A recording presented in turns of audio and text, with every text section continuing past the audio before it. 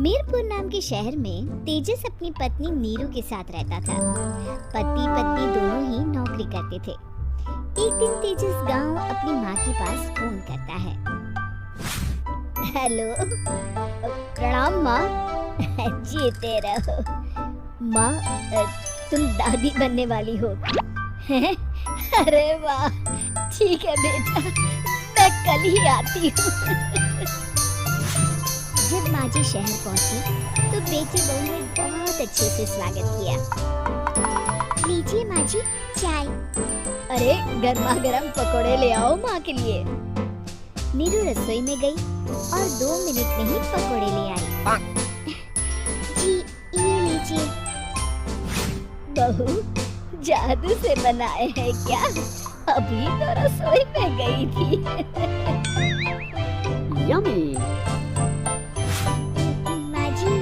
शीला रसोई में पकोड़े तल रही है, मैं बस लेकर आई। हे भगवान, मेरा धर्म भ्रष्ट कर दिया तूने। अब तो गंगा जल से शुद्धिकरण करना होगा। दूसरे दिन, माँ जी मैंने नाश्ता बना दिया है, ऑफिस जा रही हूँ। पर अभी तो घर का सारा काम पड़ा है। शीला आती ही होगी, झाड़ू पोछा बर्तन कपड़े वो सब कर लेगी। हमारे जमाने में घर का सारा काम हम ही करते थे। जी माँ जी, आप बहुत होशियार हैं। मैं घर ऑफिस दोनों नहीं संभाल पाती। तो जरूरत क्या है घर से बाहर जाकर चाकरी करने की? वैसे भी घर का काम खुद करने से घर में बरकत आती है, समझी? पर माँ जी, पर वर कुछ नहीं, इस महीने की पगार मिले फिर ऑफिस बंद है। हाँ। रात को नीरू तेजस से कहती है, सुनिए जी, माँ जी बोल रही थी कि मैं नौकरी छोड़ दूँ।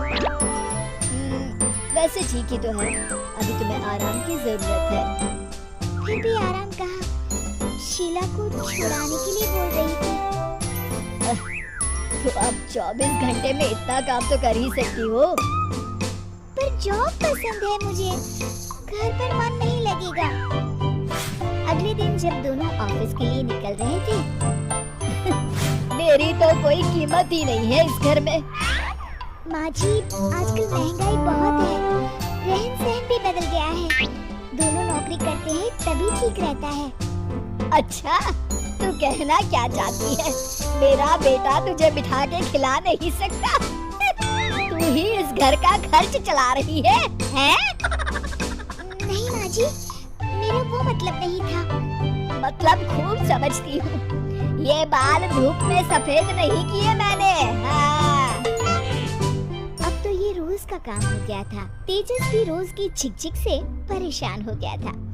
एक दिन उसने कहा, नीरू, वैसे भी तुम्हें मैटरनिटी लीव मिलने वाली है, तो अभी से ही छुट्टी ले लो। पर क्या, मेरी सैलरी अच्छी खासी है। आखिर नीरू ने रिजाइन कर दिया। जब बच्चा हुआ तो घर में सब बहुत खुश हुए। कुछ दिनों बाद तेजस फाइल देख रहा था। क्या हुआ तेजस, कुछ परेशान लग रहे हो? हाँ, वो हमारी जितनी सेविंग्स थी वो तो हॉस्पिटल में और छठी के फंक्शन में खत्म हो गई है नीरू। और अभी वैसे मंदी चल रही है तो मैं बोल रही थी कल मुन्ना को हेपेटाइटिस का टीका लगवाना है। नीरू, क्या पोस्टपोन नहीं कर सकते? नहीं जी, बिल्कुल नहीं। अब तेजस को समझ में आ रहा था कि उससे गलती हुई है। पैसों की कमी का असर घर के माहौल पर भी पड़ रहा था। अगले दिन, बेटा मेरा चश्मा और ये दवाइयाँ ले आना, पर्चा देते हुए माँ जी ने कहा। जी। तेजस, मुन्ना के लिए दूध का डिब्बा और डायपर भी ले आना, और ये किराने के सामान की लिस्ट है, इसे भी लाना है।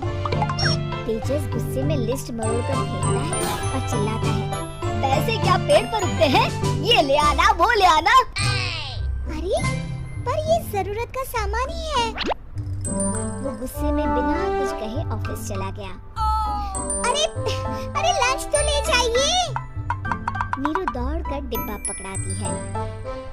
एक दिन खाना खाने के बाद, नीरू, अब तो मुन्ना कुछ बड़ा हो गया, तो अब तुम वापस ज्वाइन कर लो ना जॉब। पर इस प्रोफेशन में जॉब मिलना बहुत मुश्किल है। ट्राई तो करो। फिर मुन्ना, माँ जी है ना, और एक फुल टाइम मेड भी लगा लेंगे। पर माँ जी, उन्हें तो पसंद नहीं।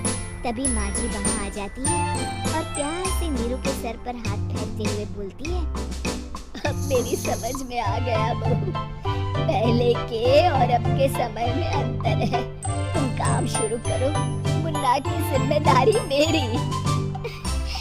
मेरी प्यारी माँ जी। ये कहकर नीरू उनके गले लग गई।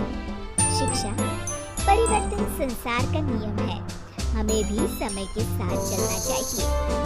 उम्मीद है कि आपको हमारी ये कहानी पसंद आई होगी। कृपया हमारे चैनल को सब्सक्राइब करें और सभी अपडेट्स के लिए बेल आइकन जरूर क्लिक करें। और हाँ, वीडियो लाइक और शेयर करना मत भूलिएगा। Bye bye.